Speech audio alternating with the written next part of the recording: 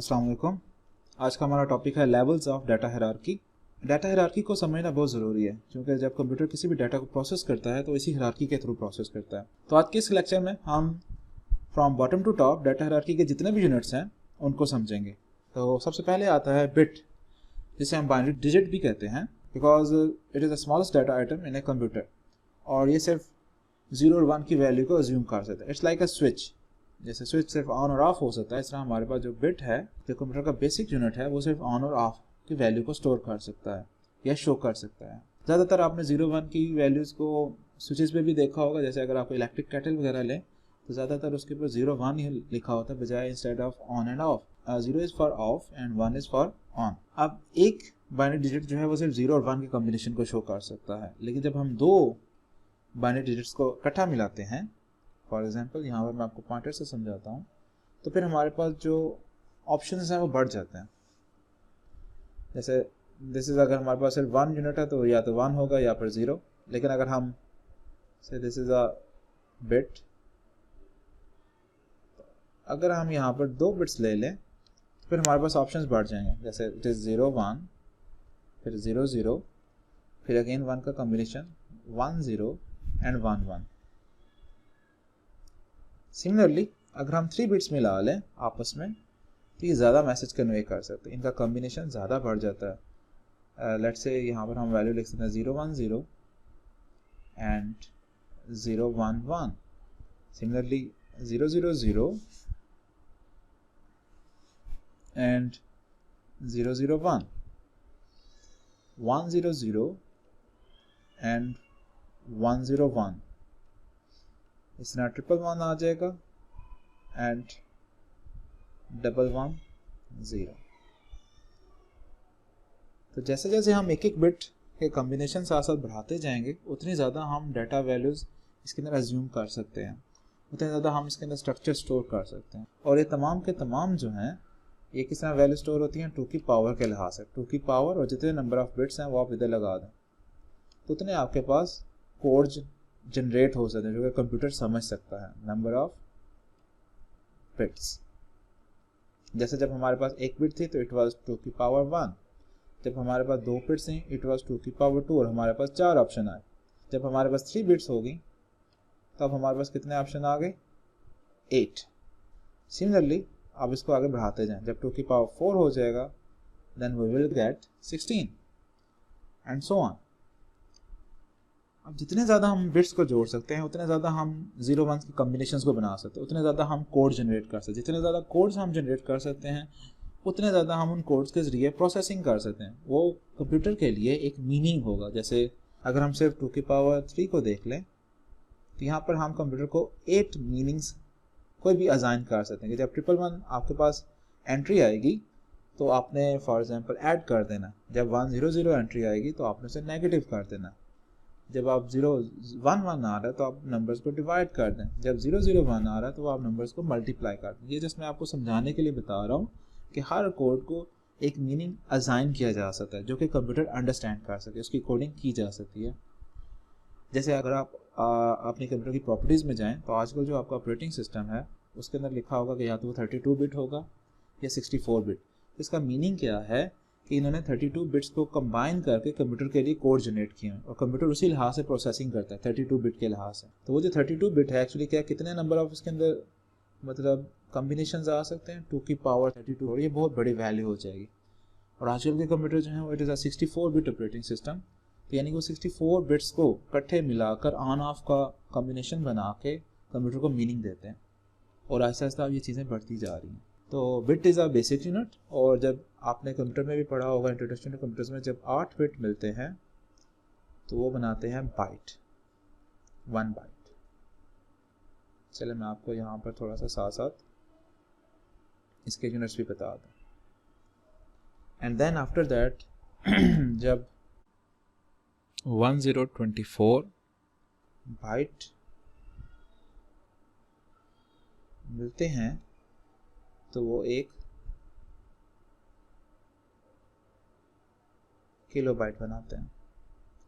Similarly 1024 KB's मिलते हैं तो वो एक MB बनता है,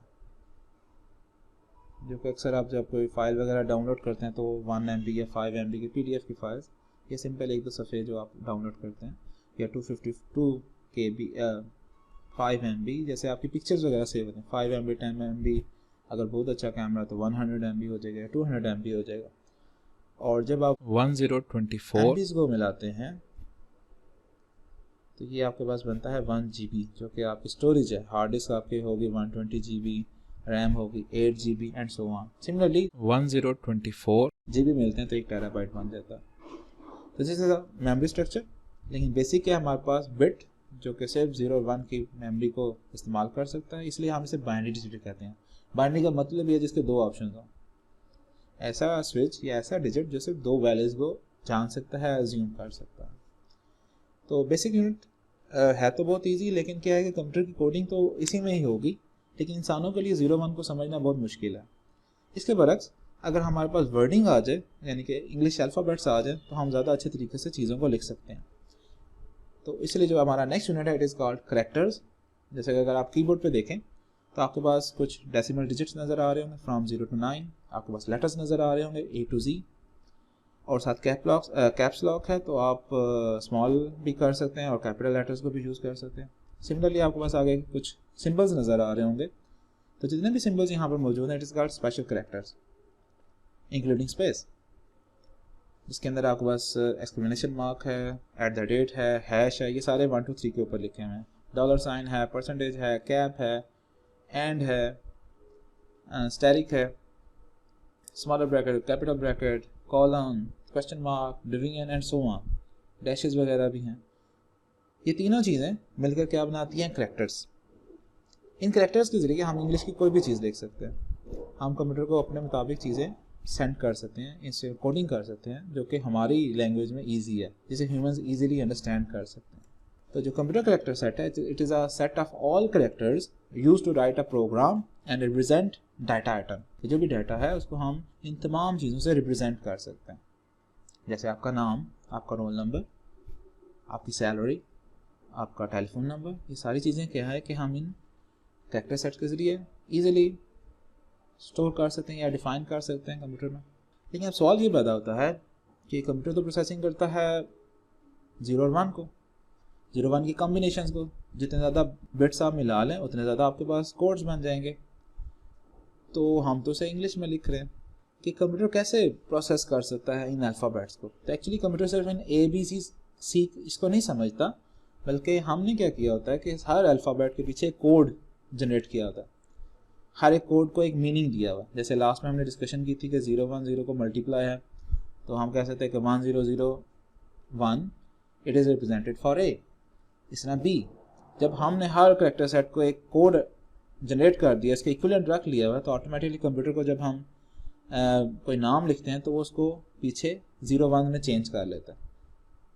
तो ये कन्वर्जन जो है, जब कन्वर्जन हो जाती है तो कंप्यूटर को समझना ये बहुत ईजी हो जाता है।